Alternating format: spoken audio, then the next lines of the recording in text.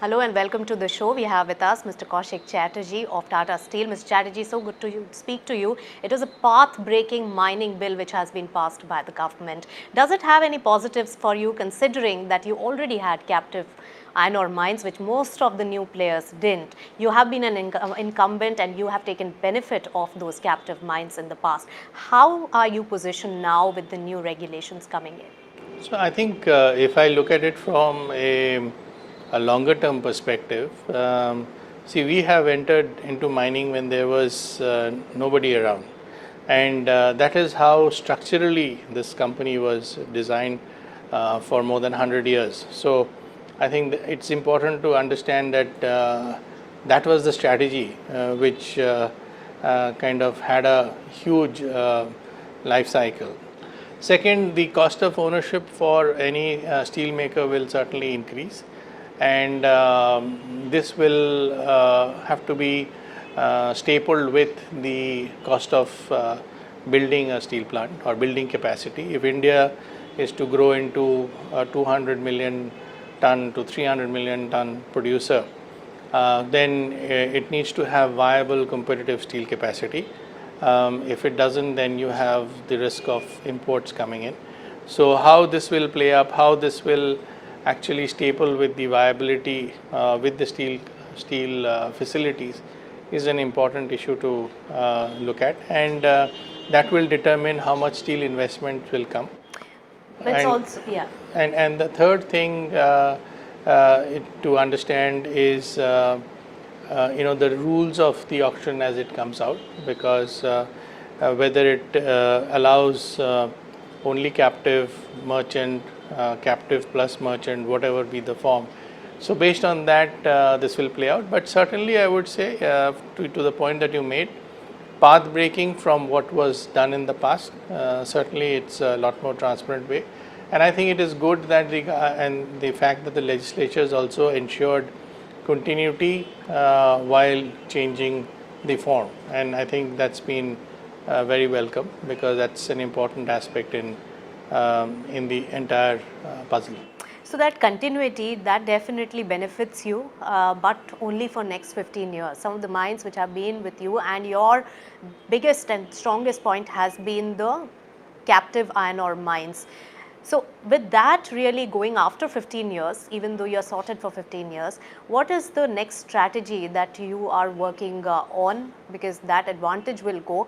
In the meantime, are you also building a war chest for taking part in the auction process, which would be starting very soon?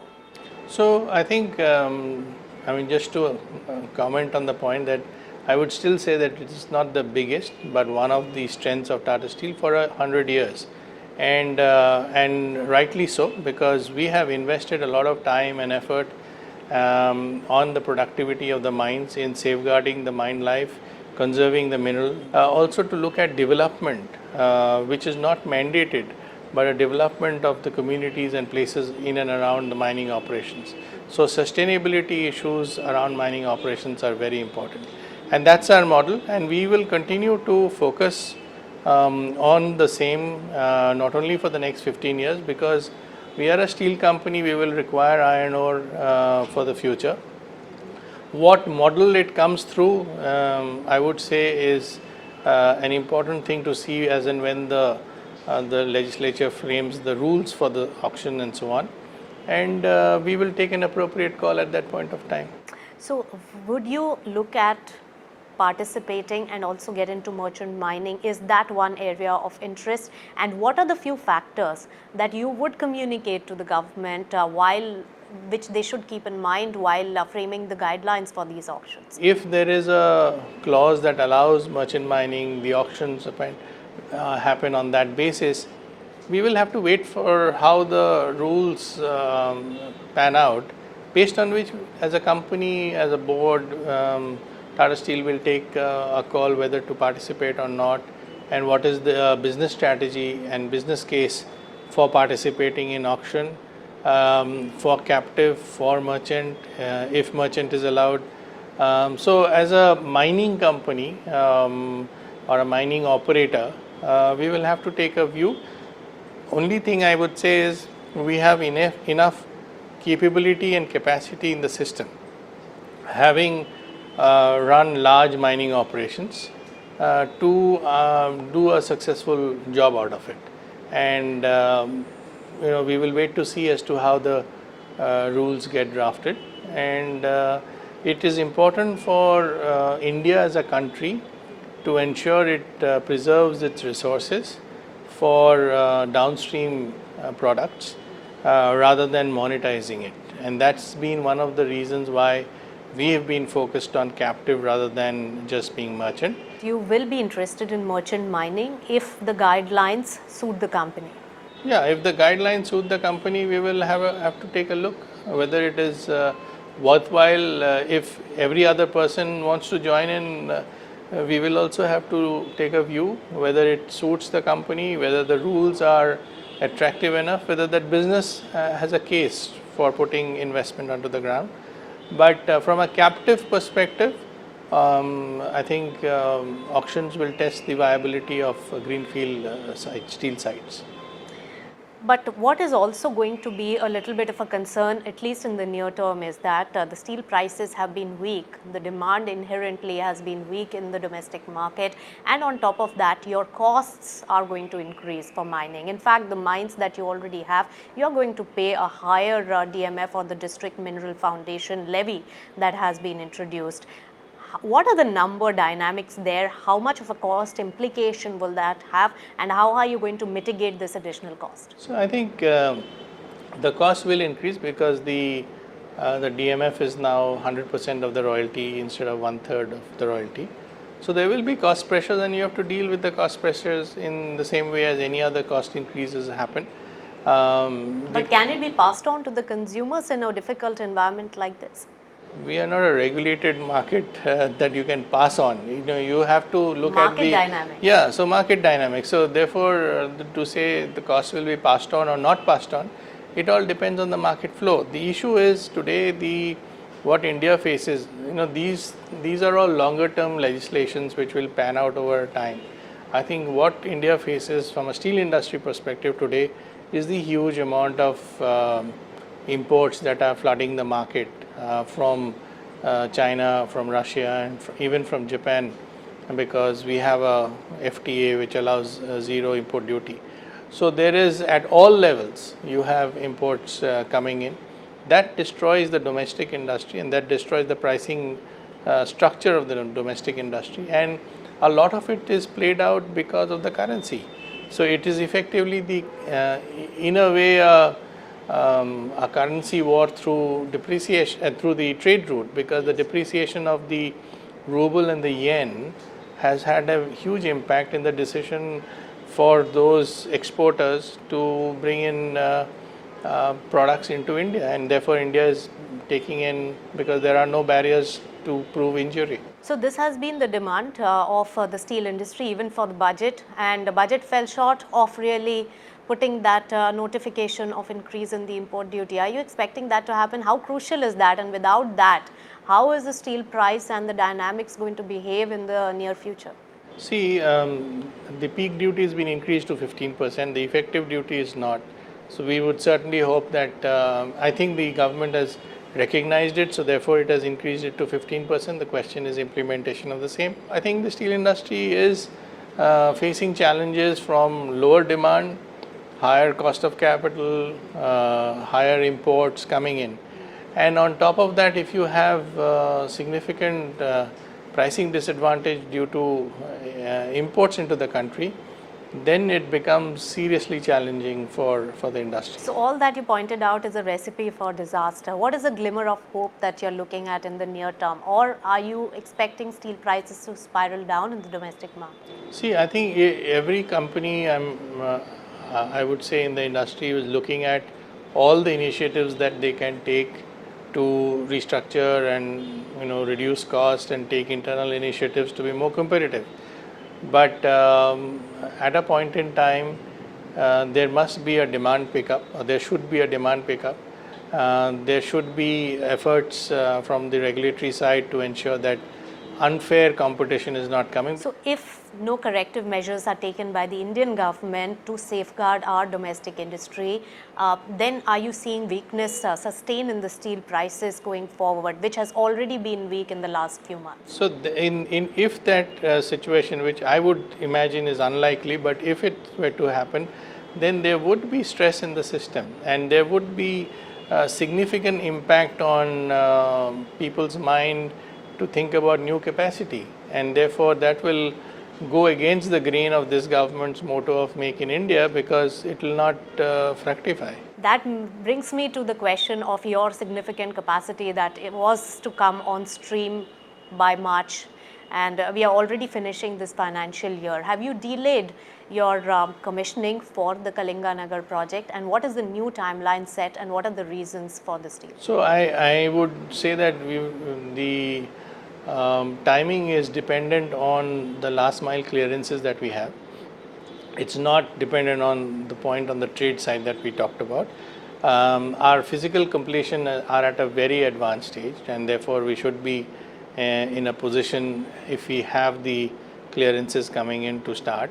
But the clearances have to happen, and then the phase-wise startup happens, which takes a few months. The coke oven itself takes about 3 months to heat up, and so on. So that volume contribution, when is it expected to come in on your books?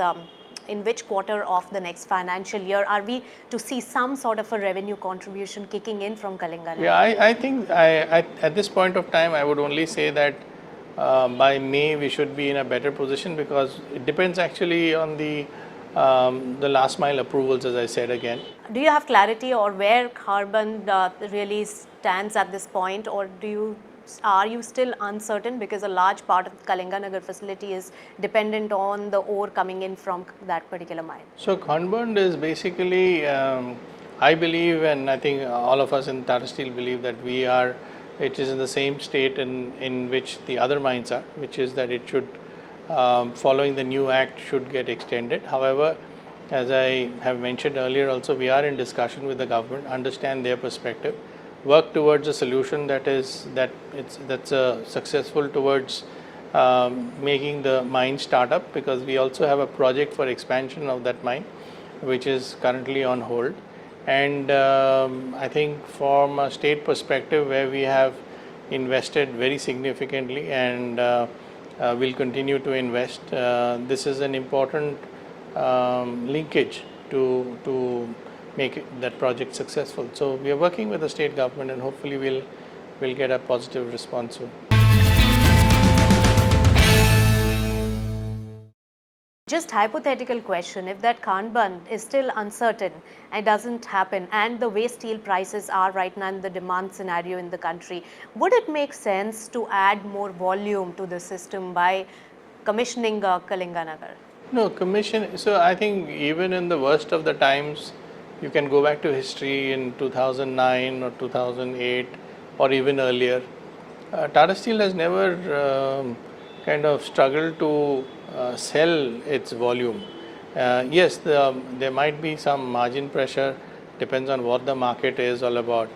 But as a no, I just mentioned purely from the point of view of profitability, because at that time, in that downturn, you had the cost advantage.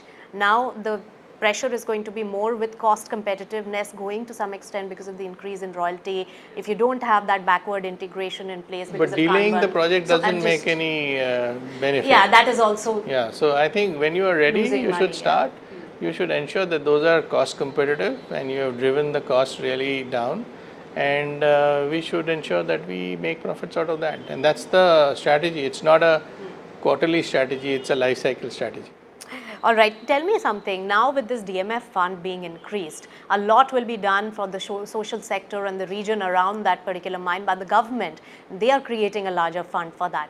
Now Tata Steel has already been focusing on CSR and the sustainability. Would there be a cut down on that, because your cost clearly is going up on this particular aspect? No, today, so two things. One is there is a regulatory aspect on the 2%. So that you will certainly spend, and we have been spending not only the 2% but a little higher than that, and we will continue to spend. there's lots to do in that region. Okay. And we belong to that community, we belong to that, those are our home states, Odisha and Jharkhand. And therefore, our focus will continue to help the community and the population. There are so many basic things that are still absent, that that we will just supplement what the government is doing. The currency impact and the way dollar is behaving, ruble, yen, euro, Indian currency, all of this are having an impact on the entire Tata Steel group in different ways, whether it be the increase in raw materials or your cost or your pricing power in the market while selling that produce, or whether it's import parity. How are you dealing with all of this, and how is the debt implication and cost implication in this? So first of all, I would say the debt implication is minimal, because in India we hardly have any foreign currency debt, and as a principle, if we take any foreign currency debt, we hedge it, we swap it to rupees, because it's serviced out of rupee cash flows. So that's not anyway, we don't have much at this point of time. There's a trade impact of currency and there's a balance sheet impact of currency. Balance sheet impact of currency is more direct in terms of how you manage it. In trade, it comes indirectly through your P&L, and you can't take a call on that other than the fact that your raw materials which you are importing in different geographies, you have a prudent hedging policy of covering in taking forwards in 3-6 months or 1 year. So with the way dollar has strengthened, that increases your raw material costs for the European market, European operations, but you sell it largely in the euro area, a large part of it. As far as Imaudan is considered, which is in Netherlands, it has actually become a lot more competitive because it does export a lot, and euro having depreciated with the dollar, its competitiveness has increased. And what has happened is the European competitiveness in general, from a manufacturing point of view, has increased very significantly. So there is a space where you can actually find the spread between the raw material and the steel prices have remained pretty kind of stable in spite of all of this happening. So which gives a comfort that if the spread is in the band, it's not shrunk significantly. It's obviously much lower than what used to be a pre-crisis spread, but if you look at the spread over the last 4 quarters or so, it has remained fairly steady and it has increased a little bit. So which means that the European competitiveness is kind of improved. Okay, so you are more positive on the steel prices and the profitability in the European markets. More predictable. Predictable is not the answer, of course, but is it more profitability wise? Are we going to see any expansion in the EBITDA per ton compared to what we saw last time, which had several adjustments? So it was a little. So Nisha, I'll not give you any guidance. That's not something we do, but I'm only saying that the impact of the various currencies on the business has been a lot less adverse in Europe compared to India. And in India, we have seen that EBITDA per ton was significantly lower than what you are used to in the last quarter. And it was also because of your iron ore mines being shut. So that high cost inventory, a large part of that is still lying with you. What amount could trickle in for this particular quarter and could impact your profitability? So here again, I would only say that it has to be washed through the system and it takes a bit of time. So the last end of the imports that had happened or purchase that had happened in December will have to be washed through in some part of this quarter, which will have an impact. But more importantly, rather than running from quarter to quarter, I think from an operating perspective, I think with all our mines operating or except Conbond, we have a lot more stable operations, and therefore that's more important from our perspective. And just one bit I wanted to know on the UK operations and the pension scheme, and you're renegotiating that. How much of a liability positiveness that will come into the company if you're successful in doing this? What would be the impact on the company, and what are the chances of a success rate, because unions are quite strong in that part of the world?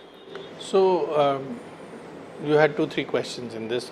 First one I think is It's part of a overall de-risking of the liabilities, and it's part of the liability management of the pension. The pension scheme is quite large given the fact that it is an old company. It carries legacy from British Steel, and the main sponsor or the sponsor company of this pension fund is the Tata Steel UK, which is the UK business. And given the fact that we have had headwinds in the market side and so on, it's important to take initiatives which also help in the liability management. And while we are focused on improving the underlying business, this is also important, and everybody understands why we want to do that. It is important to make the business more sustainable, and to make it more sustainable, the liability side has to be managed appropriately. So if we think about the larger picture, it is an important step, and I think given the way we have engaged with the unions and other stakeholders in the UK, and the way we look at UK business, I'm sure we will come to the right conclusion. And is the deal talk with Clash Group really dependent on this particular aspect being successful? And how much of steel capacity are you letting go of in this deal? It is the Scunthorpe business along with its downstream assets, and we are at this point of time in discussions with the Clash Group. So I can't say anything beyond that. Which has been quite some time it takes now. time. So is it like really at advanced stages are you looking at? Is it an exclusive talk that you have? No, it's not in. I can't say whether it's in advance or halfway advance, etc. It is in discussion, because these things take a long time to actually fructify or to decide from either ends. It has to meet the expectations of both the buyer and the seller. So is the strategy now a reverse strategy for Europe, where you had bought, when you had bought Chorus, over 20 million tons of steel capacity? Now with this particular deal, if it goes through, you will be reduced to less than 15 million tons over there. Is there scope for more downsizing there by way of deal and selling off some of the assets which do not make sense in your strategy? So in our context and long-term strategy of the company, it is more on value than volume only. And this initiative is essentially a more strategic initiative to focus on strips, and because in strips we have certain advantage and competency, especially out of Netherlands, and we want to see Port Talbot in the UK, which is a strip facility, to do better, and we're focusing our attention on that, taken several management initiatives on it. We'll look at what is more critical capex in that, and so on. So, but it all depends on how it pans out. What is your debt situation right now, and would you have enough headroom to aggressively participate in the auctions if the guidelines are conducive to the company's requirements? I would imagine so, because I think we are today building one of the largest greenfield projects in the country across perhaps any sector. We're spending almost 25,000 crores in the first phase. And it will, if we complete the second phase, when we complete it, it will be almost 40,000 crores. It's not small sum of money. So, and if there are opportunities which make sense for the company, I would imagine we will be there for the same. And how critical is going to be an interest rate cut by the RBI? Cost of capital is always important, especially when companies and the country looks for growth. And some initiatives have been taken, and it's a welcome initiative. All right. Thanks so much, Mr. Chatterjee, for sharing so much and your thoughts about Tata Steel going forward. Thank you so much. very much.